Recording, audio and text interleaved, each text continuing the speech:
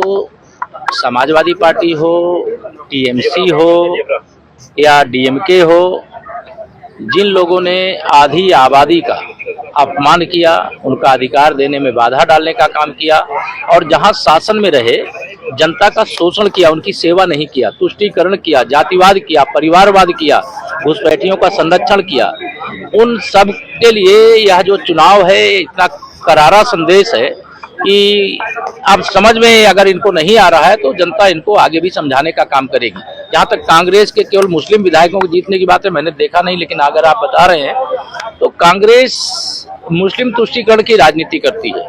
उसे मुस्लिमों का वोट चाहिए, इस प्रकार का सत्ता में रह करके व्यवहार करती है, विपक्ष में रह करके व्यवहार करती है। इस देश के बहुसंख्यक हिंदुओं का वोट उन्हें नहीं चाहिए, इस प्रकार से हिंदुओं का अपमान करते हैं, हिंदुओं के बारे में अपशब्दों का प्रयोग करते हैं, हिंदुओं का हितों का हनन करने का काम करते हैं। हो सकता है इसके कारण से उनके मुस्लिम वोटों के कारण मुस्लिम विधायक जीत गए हों, लेकिन हिंदू भी मतदाता है, मुस्लिम भी मतदाता है। जब तक सबके हित को ध्यान में रख करके कोई दल काम नहीं करेगा, तब तक उसका राजनीतिक अस्तित्व संकट के द्वार पर खड़ा रहेगा। राहुल गांधी ने इलेक्शन कमीशन पर सवाल खड़े किए। उन्होंने कहा कि जितनी जहां भी भाजपा जीती वहां इलेक्शन कमीशन का बड़ा रोल है, भाजपा के नेताओं का नहीं। देखिए, श्री राहुल गांधी का ये फ्रस्ट्रेशन बोल रहा है, तनाव बोल रहा है। यही बात श्री राहुल गांधी कह रहे हैं, यही बात श्री अखिलेश यादव कह रहे हैं। अभी मुझे मालूम है शाम को पश्चिम बंगाल की जो अब निवर्तमान मुख्यमंत्री हो गई हैं, उनके द्वारा भी इसी प्रकार के बयान आने हैं। लेकिन अगर हम चुनाव आयोग, SIR और केंद्रीय बलों के कारण से चुनाव जीतते तो तमिलनाडु में भी भाजपा की सरकार होती, केरल में भी भाजपा की सरकार होती। ये अनर्गल आरोप हैं।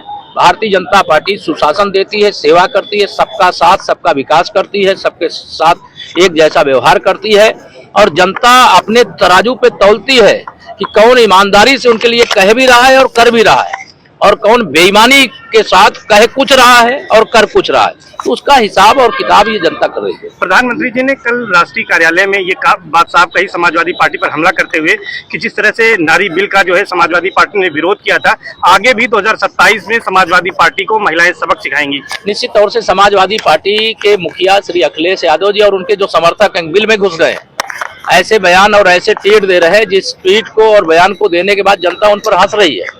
लेकिन 2027 में समाजवादी पार्टी का उत्तर प्रदेश में सफा होना सुनिश्चित हो गया है। कल से वो सदमे में है। मैं उनसे कहूंगा सदमे में मत रहो, सैफ ही जाओ। 27 में जाने की जगह 26 में चले जाओ, अन्यथा 27 में जनता भेज देगी। अखिलेश यादव तो पश्चिम बंगाल के जनादेश को लेकर करें, ये काला दिन है और ये लूट हुई है, सरकारी मशीनरी का दुरुपयोग हुआ है। मैं इसका जवाब दे चुका हूँ कि अगर सरकारी मशीनरी का दुरुपयोग होता तब तो भारतीय जनता पार्टी की सरकार तमिलनाडु में भी बनती और केरल में भी बनती। लेकिन इनको फर्जी आरोप लगाना है, फर्जी पीडीए चलाना है, फर्जी तरीके से वादे करने हैं और उसको निभाना नहीं है। अगर वादा करोगे और निभाओगे नहीं तो जनता सजा देती है। और जिसका श्री अखिलेश यादव ने समर्थन किया, आम आदमी पार्टी का समर्थन किया, अरविंद केजरीवाल जी दिल्ली से विदा हो गए, इन्होंने राष्ट्रीय जनता दल यानी तेजस्वी यादव को समर्थन किया, वो बिहार में मुख्यमंत्री बनते बनते नेता विपक्ष बनने का जो अवसर मिला उनको हाँफते मिला। और अभी जब इन्होंने MK स्टालिन का समर्थन किया, DMK साफ हो गई। और अभी ममता दीदी का जो समर्थन किया, ममता दीदी की विदाई हो गई।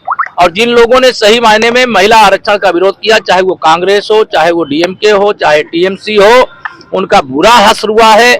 और अखिलेश यादव जी, आपका तो इन तीनों से भी बहुत बुरा हश्र होने वाला। आखिरी सवाल है कि यूपी और उत्तराखंड में 27वें विधानसभा चुनाव है, इन 5 राज्यों के चुनाव नतीजों का क्या असर पड़ेगा? देखिए, असर जो भी पड़ेगा, हम असर तो महसूस भी करेंगे, लेकिन हमारी तैयारी 2027 में चाहे उत्तर प्रदेश हो, चाहे उत्तराखंड हो, चाहे पंजाब हो, चाहे जो अन्य राज्यों में जहां चुनाव होने वाले हैं वहां कमल खिलाने के लिए जनता के आशीर्वाद से हमें सफलता मिले, इसके लिए दिन रात मेहनत करते थे, करते हैं, करते रहेंगे।